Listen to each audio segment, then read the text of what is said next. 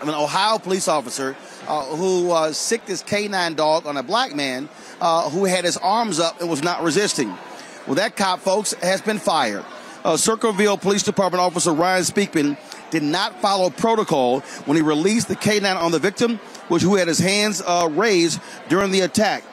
This is a statement from the police department.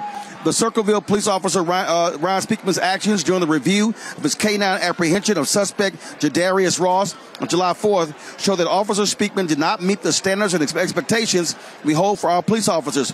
Officer Speakman has been terminated from the department effective immediately. Jadarrius was driving a semi-truck allegedly missing a left rear mud flap. Troopers attempted to pull him over, but he failed to stop. During the police chase, he called 911 and told dispatchers the officers were trying to kill him. He did not feel safe pulling over. The chase ended when tire-deflating devices were used, and Ross was ordered to exit the vehicle with his hands up.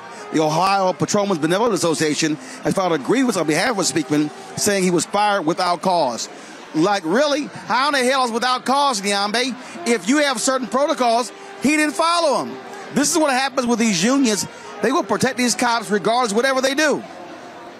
Well, I mean, again, this is yet another case of believe me, not your eyes. I mean, this man was clearly not resisting. There was no danger to the officers. There was nothing that was happening that would have caused them to sick this dog on this man. But we've seen it time and time again where an officer only has to say that I was scared or I had a reasonable suspicion that this person was a danger to me.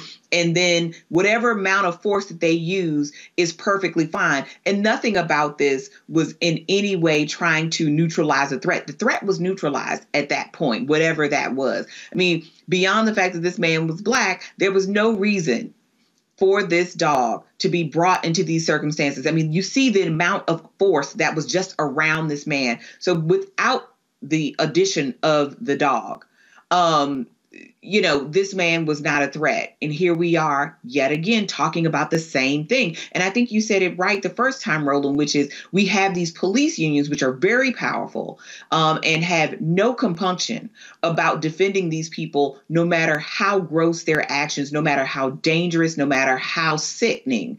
And so this man being fired was the first step to making this right for Mr. Rose. Well, I tell you, Rebecca, again, first of all, this is fairly fast for a lot of these folks. For this to happen July 4th, video comes out, and now, of course, July 26th, this cop is fired, but he should have been fired. Again, I mean, this man had his hands up. There was no reason to release the dog attacking this man.